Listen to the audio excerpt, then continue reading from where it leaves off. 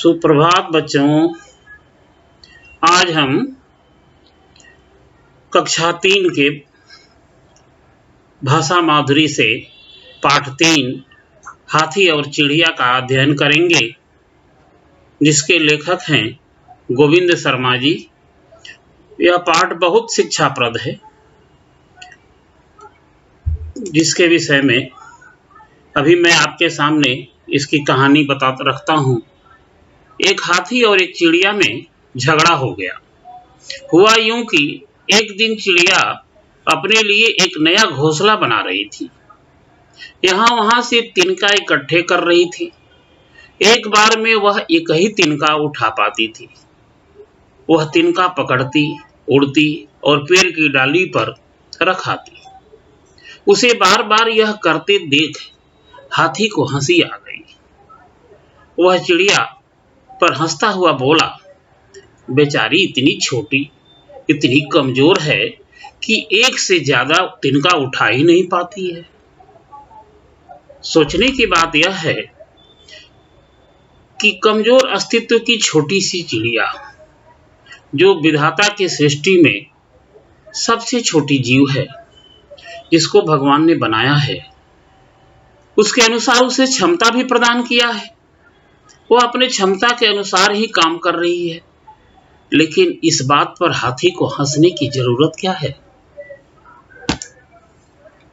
मुझे यदि ऐसे तिनके उठाने पड़े तो मैं तो हजारों लाखों तिनके एक बार में उठा सकता हूं। घोंसला बनाने के लिए चिड़िया ने धरती पर गिरा पत्ता उठाना चाहा। पत्ता कुछ बड़ा था, उससे उठ ही नहीं रहा था। बार बार उसके मुंह से पत्ता जमीन पर गिर जाता। यह देखकर तो हाथी को खूब हंसी आई। हंसते हंसते बोला, कुदरत ने तुम्हें बनाने में खूब कंजूसी दिखाई है। एक पत्ता तक तुमसे नहीं उठता है। मैं चाहूं तो इस पूरे पेड़ को उखाड़ कर उठा सकता हूं। क्या तुम ऐसा कर सकती हो? हाथी अपने घमंड में चूर हुआ, अपने ताकत के घमंड में चूर है। और इस छोटी सी चिड़िया के पत्ता उठाने पर उसे हंसी आ रही है। ऐसा नहीं होना चाहिए। हाथी के अंदर भगवान ने हर एक को शक्ति दी है, क्षमता दी है, लेकिन अपने क्षमता के ऊपर कभी हमें घमंड नहीं करना चाहिए। बेचारी पत्ता बड़ा होने से चिड़िया उठा नहीं पा रही है, तो इसमें हंसने की कौन सी बात है? मैं ऐसा क्यों करूंगी? चिड़िया ने जवाब दिया कि मैं ऐसा क्यों करूंगी? यदि पेड़ को उखाड़ा जाए तो उस पर रहने वाले कितने ही पक्षियों के घर उजड़ जाएंगे। एक पेड़ को बनने में कम से कम 10 वर्ष लग जाते हैं। चिड़िया के द्वारा दिए गए इस ज्ञान पर हाथी को गुस्सा आ गया। वह बोला, चिड़िया की बच्ची, तुम बहुत ज्यादा चींची करती हो। तुमने तिनके और पत्ता उठाकर मेरे सामने अपनी ताकत दिखाई है। मैं भी अपनी ताकत दिखाऊंगा। बताओ, चिड़िया के तिनके और पत्ते उठाकर अपना काम कर रही है, लेकिन वो समझता है कि उसे वो अपना ताकत दिखा रही है। अब उस पर अपनी ताकत के घमंड में चूर हाथी जवाब देता है कि मैं भी अपनी ताकत दिखाऊंगा। बताओ कितना अनर्थ है यह कहकर हाथी ने एक पेड़ के तने पर अपनी सूंड लपेटी और उसे उखाड़ने लगा। चिड़िया ना करती रही। चिड़िया मना कर रही है, पर हाथी पेड़ को उखाड़ कर ही माना। पेड़ पर बने पक्षियों के घोंसले नीचे गिरने लगे। कितने घरौंदे नष्ट हो गए। वहां पक्षियों की चीखें सुनाई देने लगी। हाथी ने यही बस नहीं की। उसने पेड़ को अपनी पीठ पर टिकाया और यहाँ वहां घूमने लगा, अपने शक्ति का प्रदर्शन करने लगा।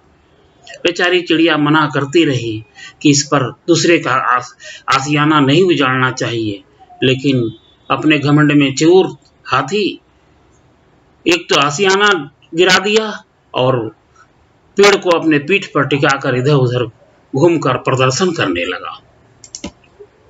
यह देखकर चिड़िया ने दुख के मारे अपनी आंखें बंद कर ली, पर वहां एक आदमी भी था। आदमी ने अपनी आंखें बंद नहीं की थी, वह सब देख रहा था। वह हाथी की ताकत देखकर पहले तो हैरान हुआ। अरे, हाथी में इतनी ताकत होती है। फिर उसकी ताकत का उपयोग सोचकर प्रसन्न हो गया कि चलो अब हमारा काम नहीं हो जाएगा, अब हमें एक ताकतवर जानवर मिल गया है। अब आदमी ने और भी कई हाथियों को बस में किया और उन्हें सामान ढोने के काम पर लगा दिया। सभी हाथी उस पहले हाथी पर नाराज होने लगे कि बताओ, तुम पहले अपनी ताकत का प्रदर्शन नहीं करते तो आज हम सब इस मुसीबत में नहीं फंसते। सबकी बात सुनकर हाथी को भी पश्चाताप हुआ। पहला हाथी बोला, मुझे भी इस बात का अफसोस है कि अगर हम आज ऐसा नहीं किए होते, अपने शक्ति का प्रदर्शन नहीं किए होते, तो आज हम सब इस मुसीबत में नहीं फंसते। ईश्वर की बनाई इस दुनिया में सब कुछ सबके समान दिया हुआ है। हर एक इंसान को अपने हिसाब से जीना चाहिए, दूसरे को देखकर न हंसना चाहिए और न किसी के ऊपर, किसी के बातों में आकर के किसी के कारण, किसी भी कारण से अपने शक्ति का प्रदर्शन नहीं करना चाहिए। धन्यवाद।